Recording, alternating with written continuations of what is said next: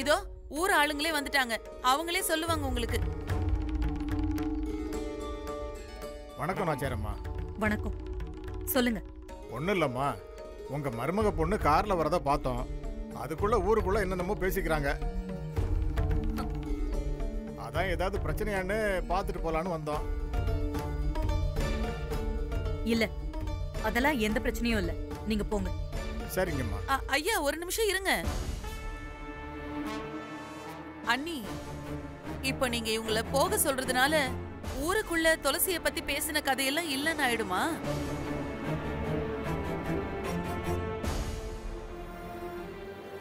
நாங்களும் ஒரு வயசு பொண்ணு வச்சிருக்கோம் அண்ணி. அவளுக்கும் ஒரு கல்யாண காட்சி நாங்க பண்ணி பார்க்க வேணாமா? ஊருக்குள்ள இப்படி ஒரு பேச்சு இருக்கிறப்போ துளசிய நீங்க வீட்டுக்குள்ள விட்டா என் பொண்ணு சூடாமணிய பொண்ணு கேட்டு இந்த வீட்டுக்கு யாராவது வருவாங்களா நீ? என்ன கோமதி, நடந்தது என்னன்னு சின்ன தம்பியும் துளசியும் தெளிவா சொல்லியும் இப்படி எல்லாம் பேசினா என்ன அர்த்தம்?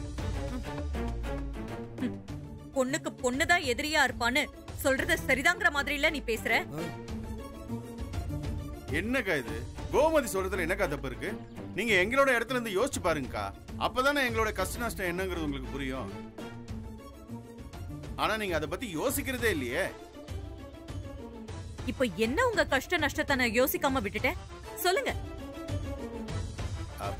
ஏதோ எதிர்பாராத விதமா துளசி ஒரு ராத்திரி வெளியில தங்குற மாதிரி ஆயிடுச்சு. ஆனா தப்பா எதுவுமே நடக்கல. ஏதோ பெரிய ஆபத்து எதுவும் இல்லாம நம்ம வீட்டு பிள்ளைங்க நல்லபடியா நம்ம வீட்டுக்கு வந்து சேர்ந்துட்டாங்களேன்னு நினைக்க வேண்டிய நேரத்துல நீங்க இப்படி எல்லாம் வித்தியாசமா பேசுறீங்களே, உங்களுக்கே இது சரியா இருக்கா? அண்ணி, நீங்க இப்படி எல்லாம் பேசி எங்க வாய வேணா மூடலாம். ஆனா ஊருக்குள்ள செய்தி பரவிடுச்சே, அவங்க வாய உங்களால மூட முடியுமா? என்ன இப்படி சொல்றாங்க? அதான் இப்ப ஊர்க்காரங்களே சொல்றாங்கல்ல அண்ணி, ஊருக்குள்ள ஏதேதோ பேசிக்கிறாங்கன்னு. ஏதோ பேசிக்கிட்டாங்கன்னா அப்போ என்ன பேசிருப்பாங்க? நாச்சியார் மருமக அவங்க வீட்டு வேலைக்காரனோட ஓடி போயிட்டான்னு தானே பேசிருப்பாங்க.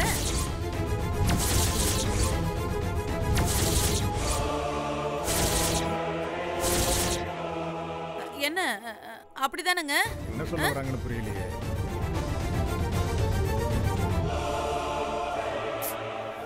கோமதி, நீ ரொம்ப தப்பா பேசிக்கிட்டு இருக்க.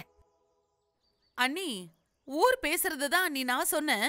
ஆனா நான் அது உண்மைன்னு சொல்லலையே. துளசி மேல தப்பு இல்லைன்னு நமக்கு தெரியும். ஆனா இந்த ஊர்ல நம்ம குடும்பத்தோட மானம் போயிடுச்சுல, அதை எப்படி சரி பண்ண போறீங்க? அவங்க பேசுறதும் சரின்னு தானப்பா தோணுது. நீங்க அதை சரி பண்ணிட்டு துளசியை வீட்டுக்குள்ள சேர்க்கறது தான் சரியா இருக்கும்னு என் மனசுக்கு தோணுது அண்ணி.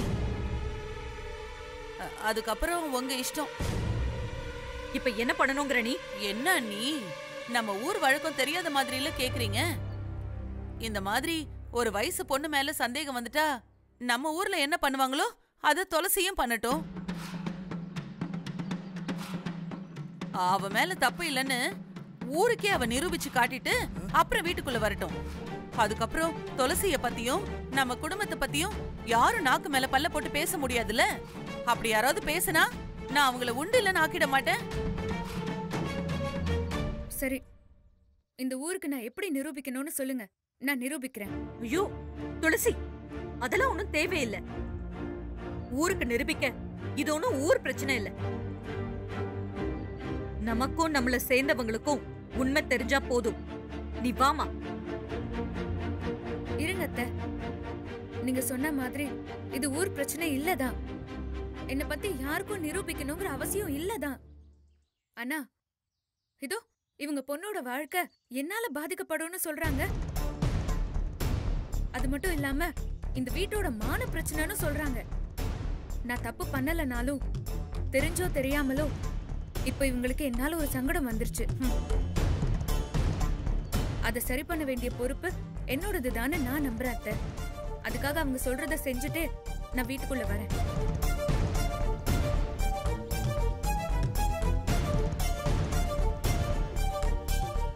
சொல்லுங்க, நான் என்ன பண்ணணும்? துளசி, எதுவா இருந்தாலும் பரவாயில்ல, சொல்லுங்க, நான் செய்றேன். ஐயா, பாத்துக்கிட்டே நிக்கிறீங்களே, நம்ம ஊர் வழக்கத்தை சொல்லுங்க. ஐயா, என்னன்னு சொல்லுங்க.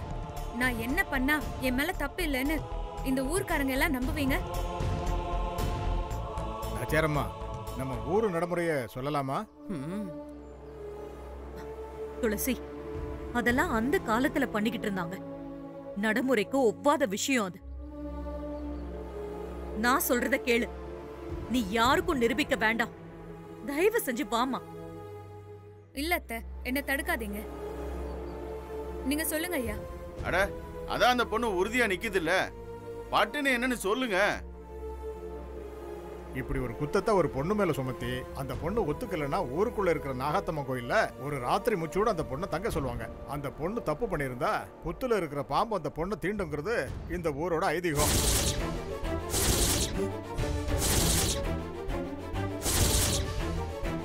அப்படி பாம்பு தீண்டாம அந்த பொண்ணு உசுரோட இருந்தா அடுத்த நாள் அவங்க கையால பூஜை பண்ணிட்டு வீட்டுக்கு வந்துட வேண்டியதுதான். அது வரைக்கும் இந்த பையன் ஊர் எல்லையில இருக்கிற ஐயனார் கோயில்ல இருக்கணும். இதுதாம்மா காலகாலமா நடக்கிற நடைமுறை. கேட்டியா? இதெல்லாம் ஏத்துக்க முடியுதா உன்னால? இதெல்லாம் சுத்த பைத்தியக்காரத்தனமா உனக்கு தெரியல? இதுக்குதான் இதெல்லாம் வேண்டான்னு சொன்னேன். அக்கா, என்னக்கா நீங்க காலங்காலமா இருக்க நம்பிக்கைய இப்படி கேலி செஞ்சுட்டு இருக்கீங்க? இதெல்லாம் தப்புக்கா. என்ன பேசிக்கிட்டு இருக்க நீ? இப்பெல்லாம் யார் இத பண்ணிக்கிட்டு இருக்காங்க? காலம் எங்கேயோ போயிடுச்சு. காலத்துக்கு தகுந்த மாதிரி நாமளும் மாறணும். அத்தை, நான் அந்த கோயில்ல போய் தங்குறேன் அத்தை.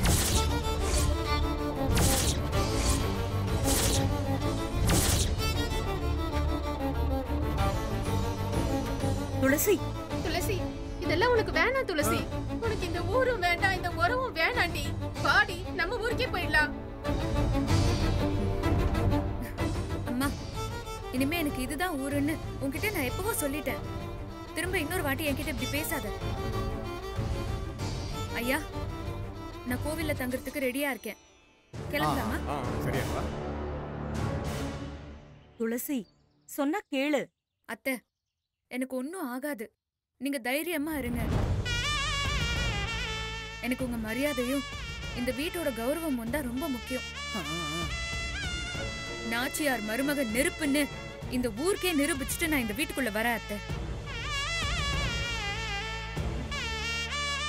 துளசி,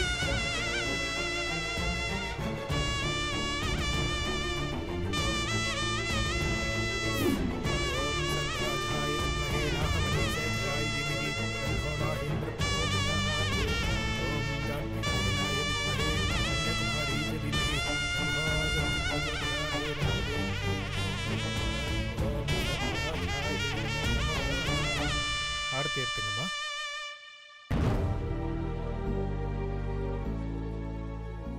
பொண்ணு தைரியமா இருக்கு, அப்புறம் என்ன? கூட்டிட்டு போறதா?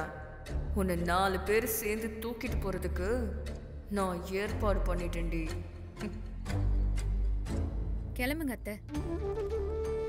அப்பா, அம்மா, நீங்களும் கிளம்புங்க. எனக்கு ஒண்ணும் ஆகாது. சரிப்பா. சரி, வாங்க போலாம். போங்கப்பா. என்னம்மா இவ? என்னங்க பண்றது? பத்திரமா இருமா.